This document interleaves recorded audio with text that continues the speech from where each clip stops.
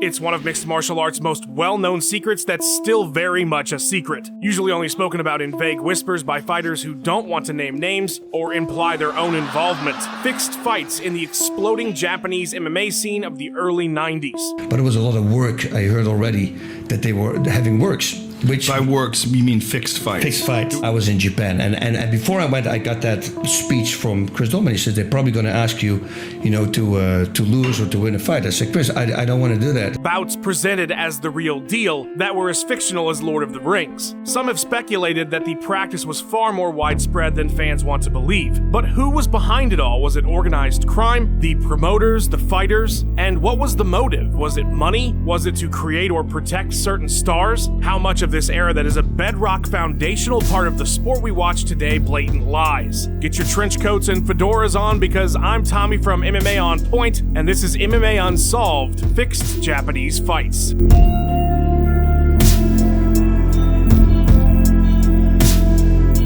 It was a typical Monday morning for me. I woke up and rolled out of bed to prepare for the weekly writers meeting. I always joined via video call since I'm an ocean away from the HQ. We were vetting entries for some list ideas when Tom popped into frame to let me know he'd sent me a link on Slack. Hey Tommy, check out this video I sent you. There's loads of these fights from Japan in the early days that are clearly fake, but are still listed on fighters' records. Might be something to look into. Now, I'd known about the fake fights in Japan for years. This wasn't exactly breaking news to most fans who have been around for longer than 5 minutes. You need only watch Ken Shamrock versus Matt Hume at Pancrase Road to the Championship 2 for a few seconds to start questioning the reality of things. Still, knowing about it and investigating it are two different things. You won't find many who were involved willing to discuss this particular aspect of the era. Hell, even Mark Coleman has never officially admitted to throwing that fight against Takada at Pride 5. He's more or less implied it, but that is one of the most well-known alleged fixes in the history of the sport, and it's still something you can't get the guy to actually confirm verbally. They just don't want to speak about it. It was a pretty weird finish, wasn't it?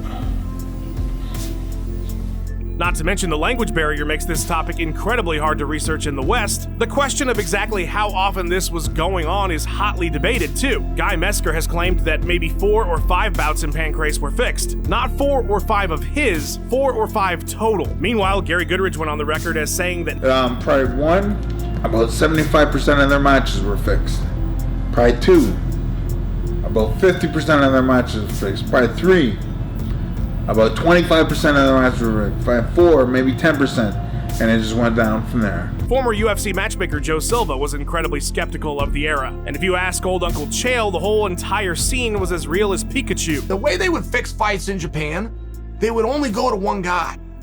You will hear fighters that won fights in Japan argue to this day, that's not true, this never happened. Well, they're telling the truth as far as they know it.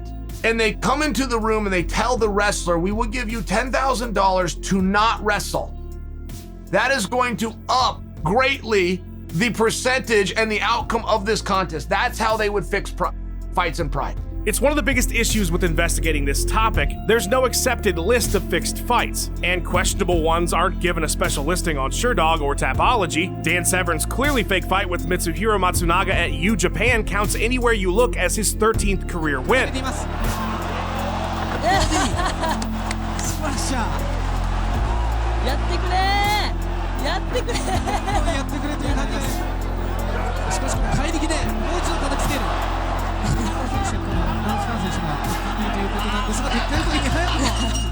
A bout that took place the same year he won the UFC Superfight Championship against Ken Shamrock. So before I took a deep dive into this thing, I needed something meatier. Grade A, top choice meat.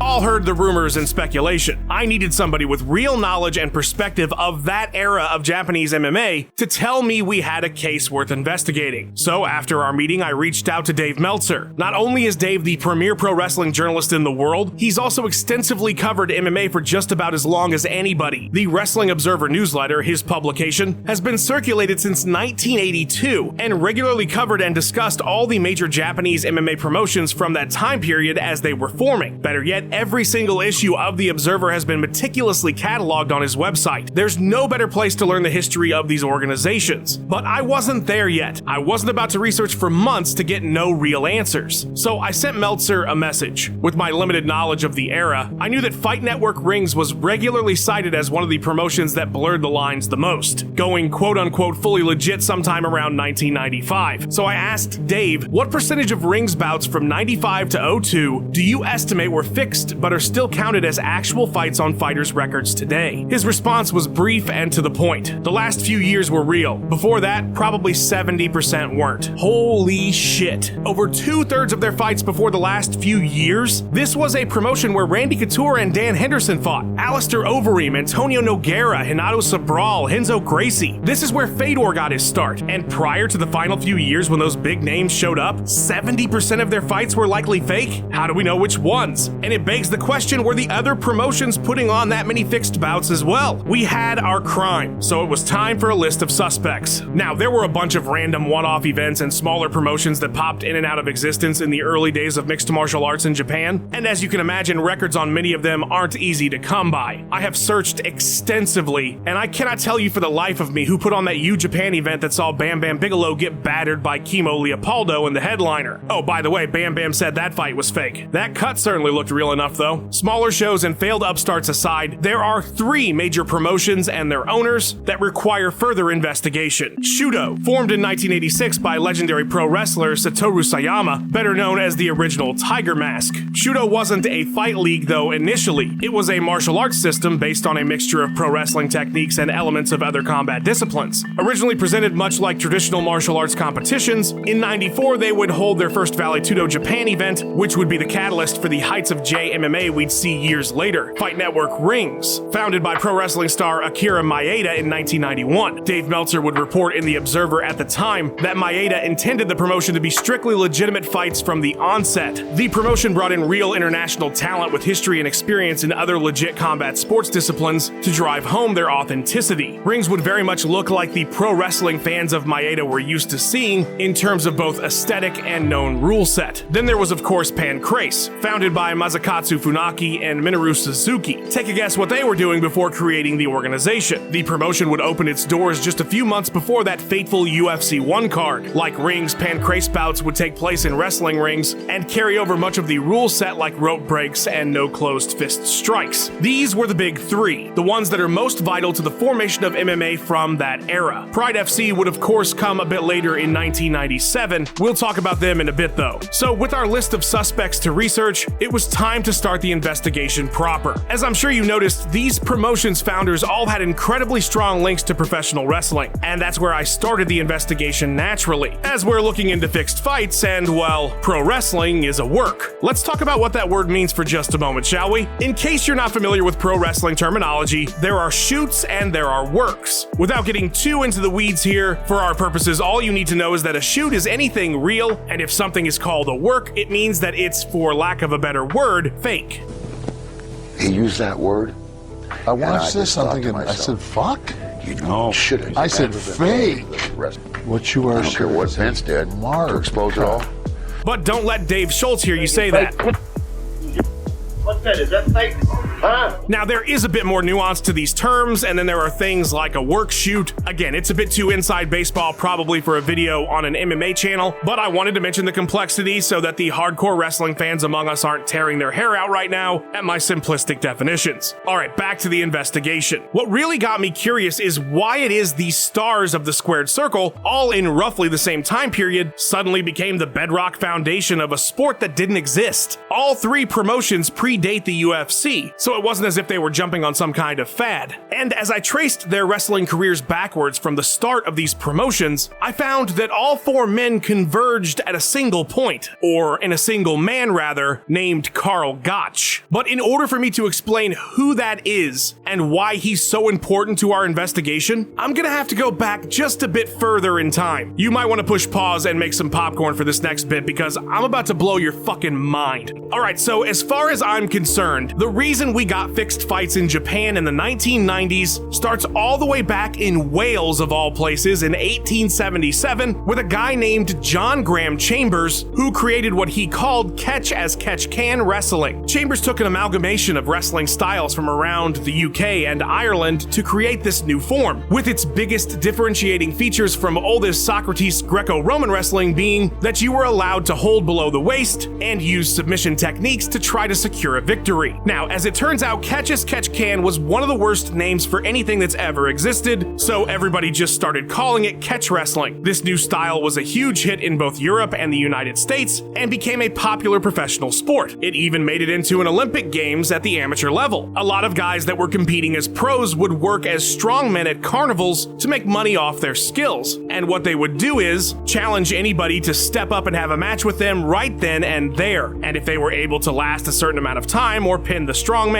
they'd win some cash. Well, as you can imagine, these wrestlers were badasses and fucked the locals up. Not exactly good business, so they started planting a fake local who would beat them in front of the crowd every few hours or so, encouraging others to give it a try, only to get hustled out of their money. That's right, the strongmen catch wrestlers were having fake bouts. Classic carny shit, right? Well, guess what ended up happening? These guys that were doing this all got to talking and were like, we can do this in our pro catch wrestling bouts as well, and we'll stay injury-free and have more exciting matches if we just work together. And so they did. But by 1920, people had caught on that catch wrestling was no longer a legitimate sport at the professional level, which was a major bummer because it was massively popular prior to the world getting savvy to the fact that it was all a work now. The solution was twofold. At the amateur level, get rid of these submissions because they're a bit much, and then in order to disassociate with the negative reputation catch wrestling had acquired, give it a new name. Freestyle wrestling. Oh yeah, that's right, plot twist. The arguable best base for all of mixed martial arts and the most beloved form of amateur wrestling here in the US and around the world, it's just catch wrestling with more rules. Now, pro catch was still in the dumps and no longer making money. It just didn't have the popularity it once did when it was considered legitimate competition. And so these three guys called the Gold Dust Trio, they decided, hey, let's make catch wrestling a bit flashier. Let's add some drama, let's create some personas,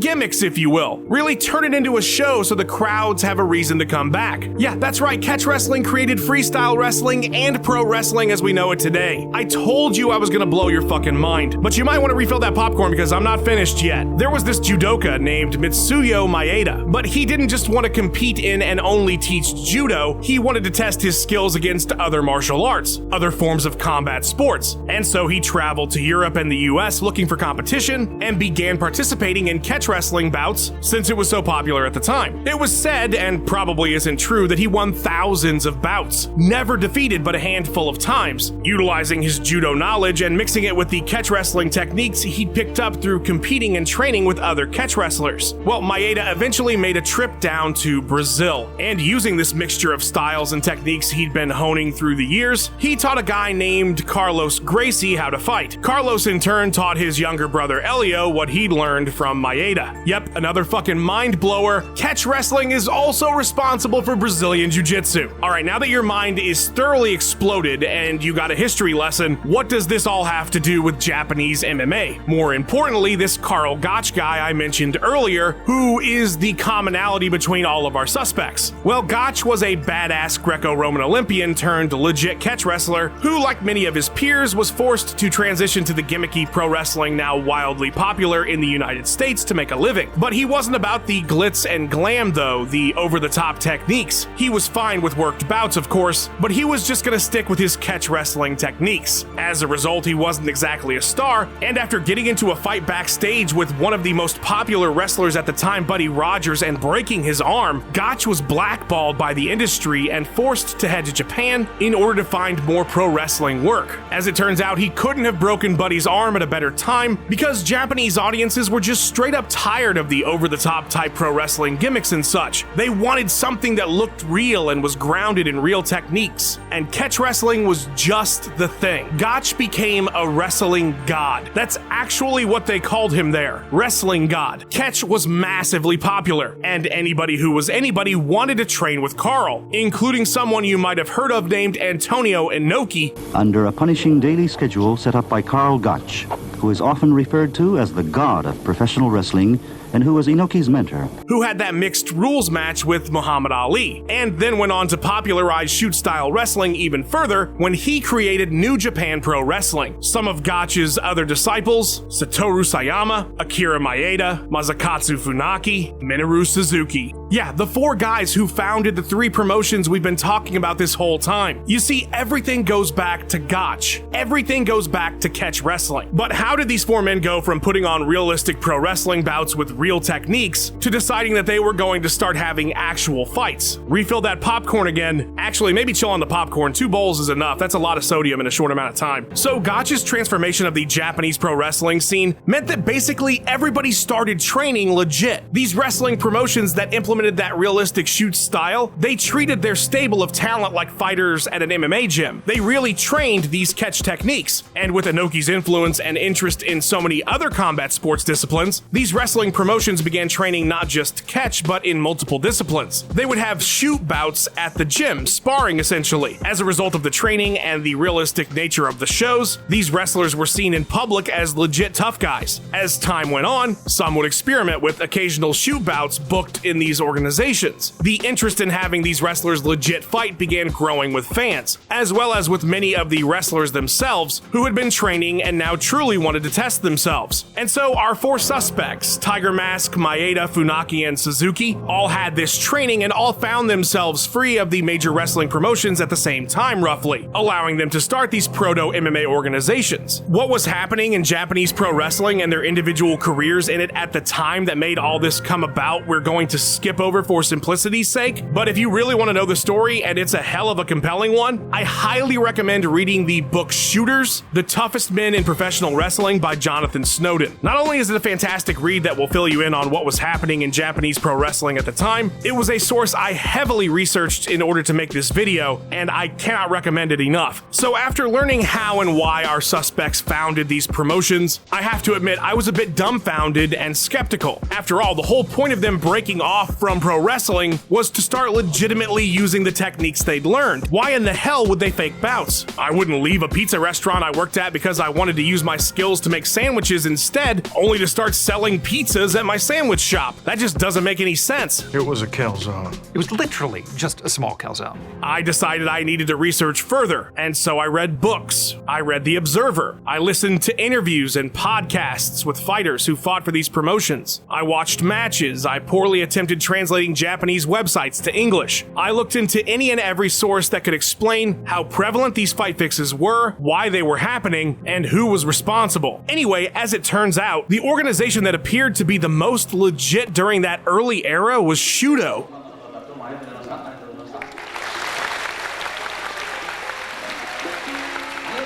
You see, Tiger Mask didn't even start with pro bouts. He was putting on amateur events as early as 1986, and it seems as if his goal was truly to create a new martial art that would then flourish as a result of these competitions. And as such, it doesn't appear that fight fixes are a prominent part of the Shudo story. The promotion also wasn't particularly popular, which, as I mentioned earlier, would change with Vale Tudo Japan 94, an event that was very much attempting to be as real and as raw as the first 2 UFC tournaments. They wanted Royce Gracie for the card, but Hickson would go to represent the family instead, and after winning the one-night tournament became the new hotness in Japan. These very clearly real fights threatened the credibility of Japanese pro wrestling tough guys like Nobuhiko Takada, who challenged Hickson to a real fight after he declined to do a few worked bouts with him to reestablish pro wrestling's legitimacy. And by challenged, I mean he sent poor Yoji Anjo to Hickson's gym in California as an emissary, resulting in the guy getting his ass absolutely stomped before being thrown outside to the waiting Japanese media, who took the trip over to the US with him. This only escalated the feud, resulting in poor Takada working himself into a shoot, with the first ever Pride event taking place and being funded simply to finally see Takada and Gracie settle their rivalry. The popularity of that one-off event meant that there would be a second Pride show, and the rest is history. But I digress. If Shudo is largely clean, Rings was the exact opposite.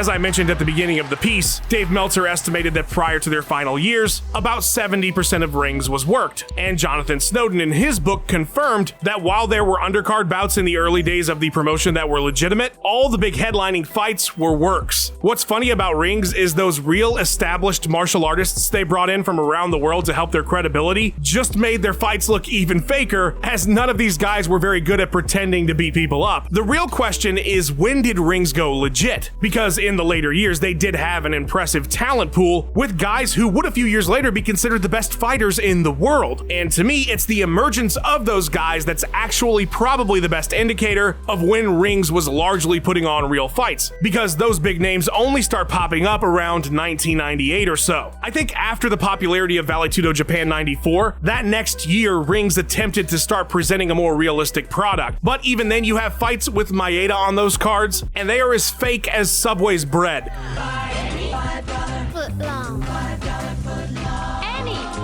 His entire career took place in his own promotion and is super sus. But what about Pancrase? Because rings, while claiming legitimacy, struggled with credibility, and Shudo just wasn't that popular or significant prior to the Vale Tudo cards. Pancrase, on the other hand, we hope, and I hope, that you will enjoy Pancrase style. Domo arigato.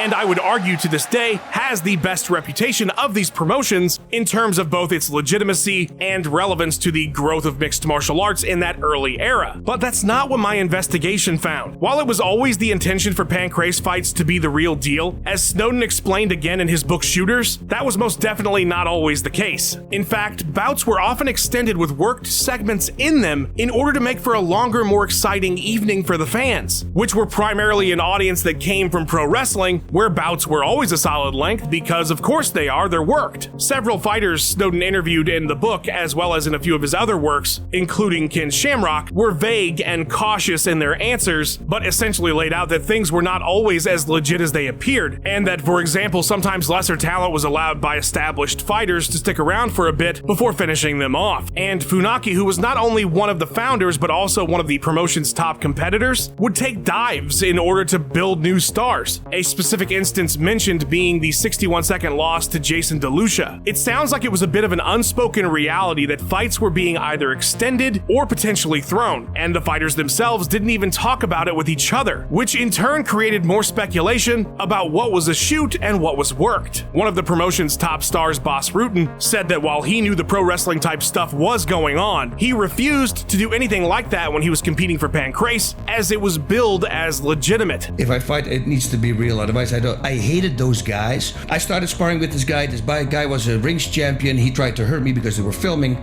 Result was me knocking him out with a high kick, boom, and his whole eyebrow was open. He had to go to the hospital for stitches. I hated those guys with that. You know, you're not a real guy.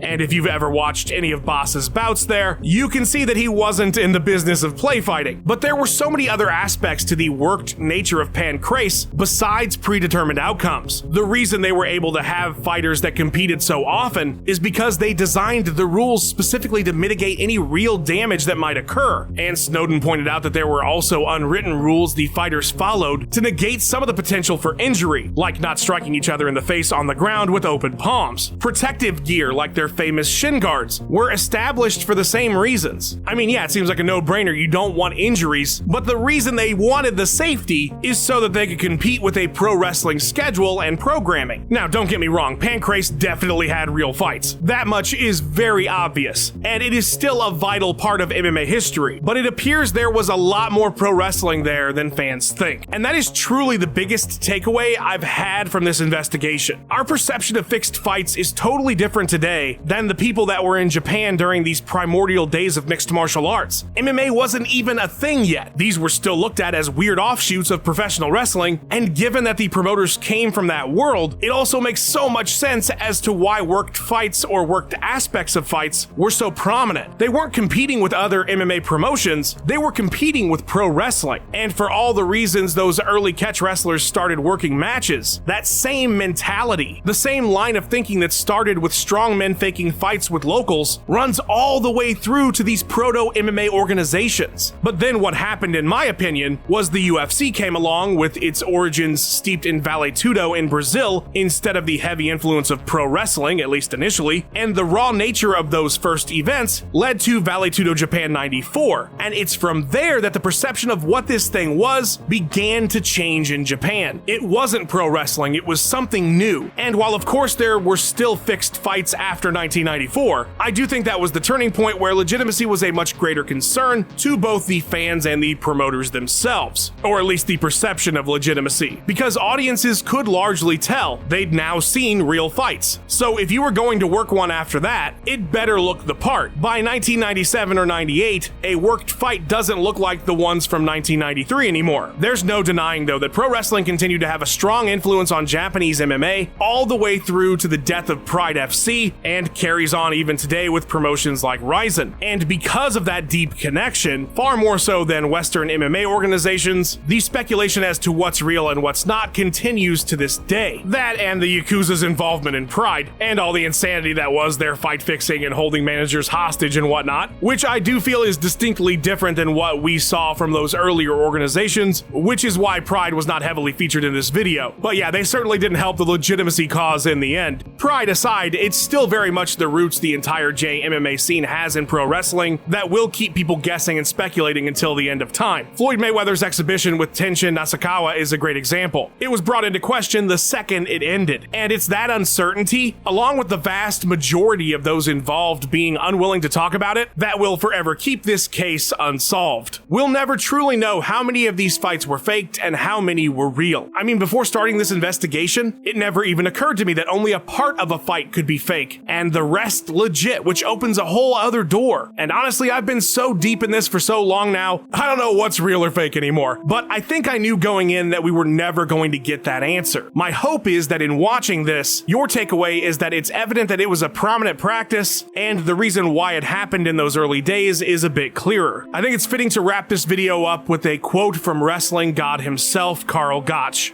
Never lie, never cheat, never quit. I know I mentioned both of them several times during the piece, but so much of my research on this topic came from the works of Dave Meltzer and Jonathan Snowden, so if this video sparked your interest, please go check out their writings. And thank you guys for watching. Do you like this new series idea? What other unsolved MMA mysteries do you want us to investigate? Please let us know, and if you enjoyed this, a like and subscribe would go a huge way. Thanks again, guys, and I'll see you on the next case.